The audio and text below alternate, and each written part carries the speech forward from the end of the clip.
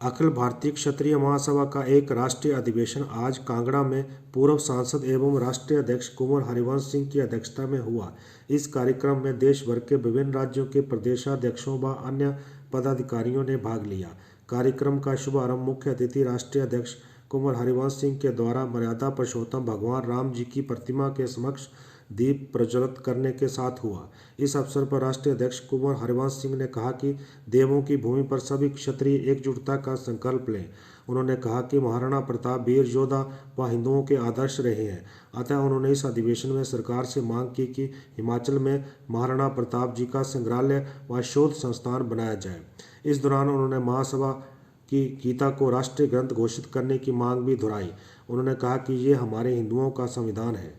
उन्होंने कहा कि दलित एक्ट के देश में दुरुपयोग हो रहा है, अतः अब दलित एक्ट में नार्को टेस्ट अनिवार्य किया जाए, इसका राजनीतिक दुरुपयोग रोका जाए, देश की जनसंख्या नियंत्रण कानून लाया जाए, आरक्षण जातिगत नहीं हो, आर्थिक आधार पर हो, क्षत्रियों के लिए उत्थान आयोग भी बनाया जाए। एक पार्लियामेंट में एक्ट पास हुआ, पास तो कांग्रेस ने किया था लेकिन कुछ पार्ट रह गया था, मोदी जी ने उनके नेतृत्व में पास हुआ।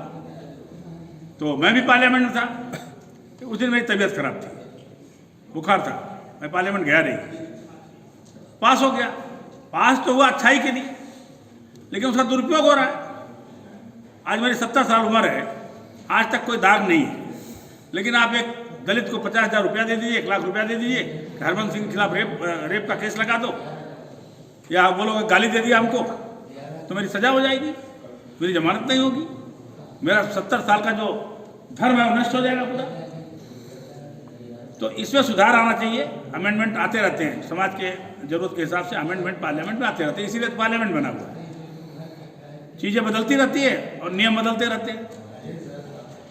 तो उसमें हम लोग कह रहे हैं, जैसे अभी हाथरस में कांड हुआ, वो नार्को टेस्ट से क्यों घबरा रहे हैं कि नार्को टेस्ट में सब बातें खुल जाएगी, क्योंकि उसके भाई ने ही मारा। अब संजोग की बात है कि उसके भाई का भी नाम, लड़की के भाई का नाम भी संदीप है, उसका प्रेमी जो ठाकुर लड़का है वो भी संदीप है।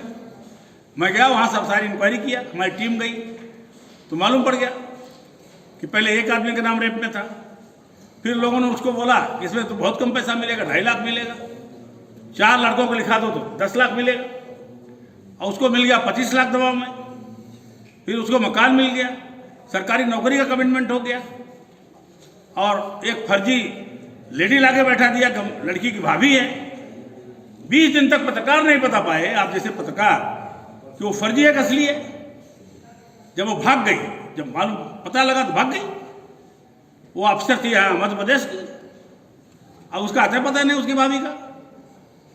तो सब फर्जी जो हो रहा है ये नहीं होना चाहिए, इसके लिए अमन। भारतीय क्षत्रिय महासभा के आज की राष्ट्रीय कार्यकारिणी की बैठक बहुत सफल रही। इसमें 27 प्रदेशों के प्रतिनिधियों ने भाग लिया, 17 प्रदेश अध्यक्ष उपस्थित रहे, और कुछ लोग कोरोना काल की वजह से जो पॉजिटिव हो गए उन लोगों ने अपनी स्वीकृति दी है। सब खुला अधिवेशन में लोग पहुंचेंगे, लेकिन फिर भी देवों की भूमि में हर प्रदेश के जो लोग आए हैं उनमें ये आया कि क्षत्रिय उत्थान आयोग का गठन होना चाहिए। इस पर सबने स्वीकृति दी है। जो दलित एक्ट का दुरुपयोग हो रहा पूरे देश में, इस पर अमेरिका और सिंगापुर की तरह नार्को टेस्ट कन्फर्म किया जाए, इसके लिए कानून लाया जाए, और इस कानून को लेकर के लोकसभा में भी हम लोग मांग उठाएंगे अपने सांसद के माध्यम से। तो ये इस पर पॉलीग्राफ टेस्ट होना चाहिए, बेनड्रबिन टेस्ट होना चाहिए, और जो लोग भी जेल में बंद हैं उनको दोषमुक्त प्रमाण पत्र दिया जाए। मुआवजा के खेल में जो पूरे देश में ठाकरों के खिलाफ कार्रवाई हो रही है, इसको अखिल भारतीय क्षत्रिय महासभा विरोध करती है और अपनी विरोध दर्ज कराई है। एक मामला ये भी आया कि सुप्रीम कोर्ट ने कल कहा है, उसका हमने स्वागत किया, कि कोई भी व्यक्ति फर्जी अगर मुकदमा दर्ज कराता है तो उसकी पहले जांच होनी चाहिए, लीगल जो है उसका कोई गवाह होना चाहिए, बिना गवाह के हरिजन एक्ट नहीं लगाया जाए। तो ये स्वागत है और इसको पलटा ना जाए। बार बार सुप्रीम कोर्ट इस बात को कह रहा है। भारत कैसे आत्मनिर्भर बनेगा, जातिगत आरक्षण कैसे समाप्त होगा, इस पर भी बहुत मंथन हुआ, विचार विमर्श हुआ, और जातिगत आरक्षण समाप्त होना चाहिए। 70 साल आज़ादी के आज हो गए, तो ये निश्चित तौर पर है कि देश को आत्मनिर्भर बनाने के लिए, और जो भी आरक्षणकर्ता लोग हैं, वो लोग जो आरक्षण का लाभ ले रहे हैं उनके मकानों पर लिखा जाए BPL धारक आरक्षण प्राप्त करता है। तो ये अभियान भी पूरे देश में चलाया जाए। इसके बाद उत्तराखंड में जहाँ पर यह कार्यक्रम हो रहा है,